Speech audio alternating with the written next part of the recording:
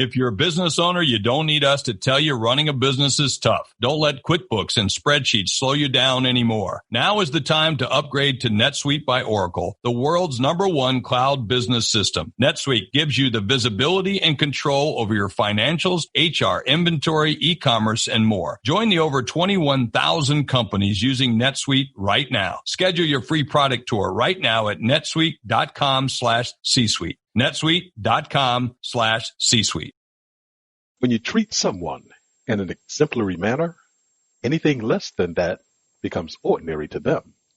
Beware of the expectation triggers you set off in others. Greg Williams, the master negotiator and body language expert.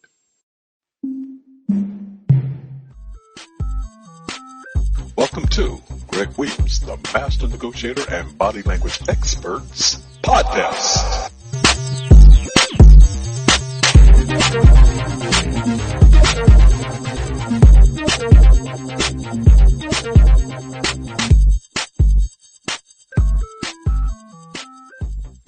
This is how to trigger someone in a negotiation. People don't realize they're always negotiating. I heard music that brought back memories from many years ago. As I listened, a broad smile captured my face. The music was the trigger of that occurrence. When you're in a negotiation, are you aware of the triggers that motivate your actions, your thoughts? Do you consider how the other negotiator is driven by what's triggering him? You should be astutely aware of what's occurring below your mental state of consciousness in both cases, because therein lies what will dictate the degree of success you'll have in the negotiation. Observe the following insights about triggers, how they work, and how you can use them to motivate someone to take action in your negotiation. Good triggers, bad triggers. Triggers are not good or bad. It's the action that follows them and how the deed is perceived that determines that.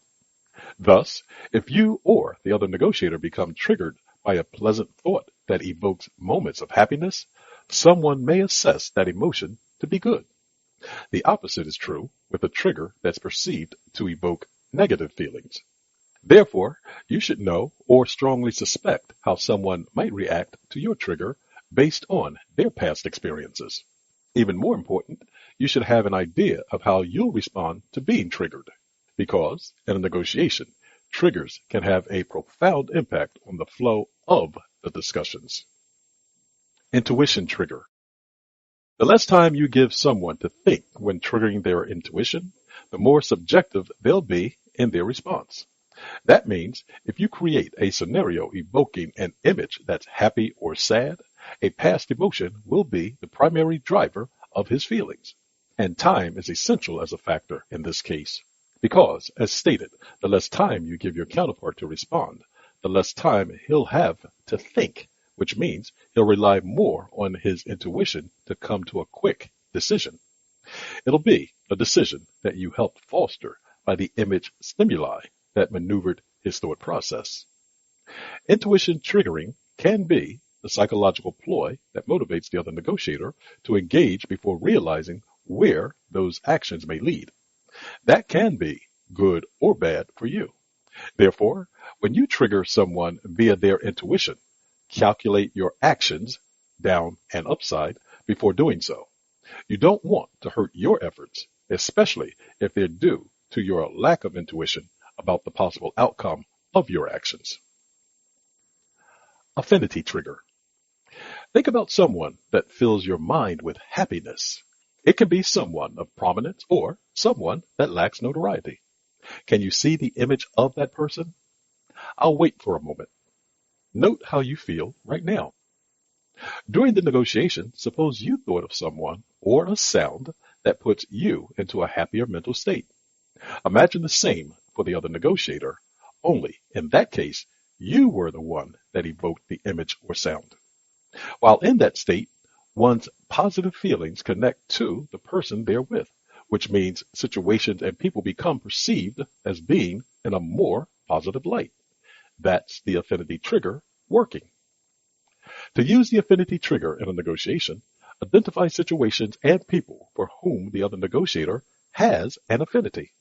Then, during the exchange of offers, if you wish to alter your opponent's mental state or the talk's flow, evoke situations or people you identified for that purpose, and observe the response. You might witness a whimsical expression appear on the face of the other negotiator. He may lean back and look upwards as though he was in a momentary trance. If he displays such signals, he's in the mindset that you sought. That's the time to push for the outcome you desire. His guard is down, and he's in a more receptive mood for your offer. The affinity trigger is employed by car salespeople when they say, think about how you'll feel when other people see you in your new car. In that situation, they're attempting to bring to mind the good feelings you experienced when you made a purchase that enhanced your persona. The car salesperson is appealing directly to your ego. Never discount the value of the affinity trigger. It can become a strong ally if used appropriately during the negotiation. Visual versus auditory triggers. When assessing the type of trigger you'll evoke during your negotiation, consider to what degree the other negotiator is more visual versus auditory. Having that insight will assist you in making your trigger more impactful. If you're initially not aware of his preference, listen to the words he uses to express his thoughts and opinions. For example, when talking about his past negotiations, he may say, I could see from the start that negotiation was going to be tough. With those words, he spoke from a visual perspective, i.e., see. If instead he said, I could tell by the other negotiator's tone that the negotiation would be tough, he'd be speaking from an auditory point of view, i.e., tone. The more you understand and pay attention to the nuances that someone's speech conveys, visual versus auditory, the better you'll be able to connect with them. To do that, speak from the same perspective as they're talking. E.g., they say, see, you also speak from a visual perspective. That's vitally important when triggering someone because they'll hear the echo of their voice in your words. Reflection. Using triggers in a negotiation can help your offers appear more appealing by altering the other negotiator's mind. If undetected, a trigger can become your unseen ally. That's what makes triggers so valuable. Before engaging in your next negotiation, assess how you might employ a trigger's power.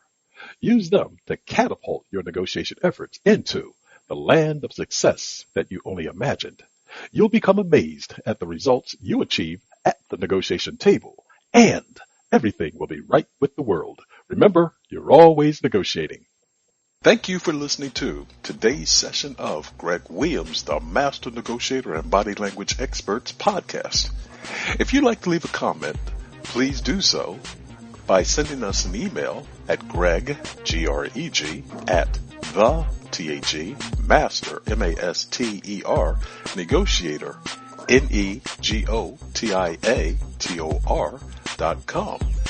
You can also reach me at www.themasternegotiator.com and give us a like if you appreciate the content that you've heard in today's session. Until the next time on the next episode, remember, you're always negotiating. Goodbye for now.